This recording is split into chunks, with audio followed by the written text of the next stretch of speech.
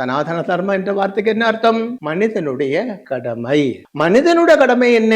பஞ்சமகா யஜ்ஞம் செய்ய வேண்டும் என்பதுதான் மனுஷனுடைய கடமை. பஞ்சமகா யஜ்ஞம், அதாவது எல்லா மதங்களுக்கும் மத சாசனங்கள் உண்டு. மத சாசனம் அப்படின்னு சொன்னால் மதங்களுடைய நியமங்கள், ரூல்ஸ். அந்த மதத்தில் நம்பப்பட்ட ஆளுகள், இந்த மத விசுவாசி என்று வாழப்பட்ட ஆளுகள் பின்பற்றி வாழ வேண்டிய சில விதிமுறைகள், மத நியமங்கள் அப்படி சொல்லுவாங்க. இது உலகத்தில் உள்ள 4000க்கும் மேற்பட்ட சகல மதங்களிலே அது உண்டு. கிறிஸ்துவ மதத்திலே அப்படி உண்டு.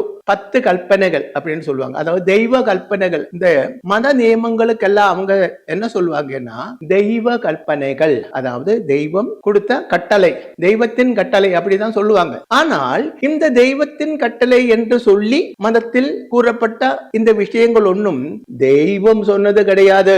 அவை அனைத்தும் மதம் ஸ்தாபிச்ச மனுஷர் எழுதி உண்டாக்கப்பட்டதுதான்.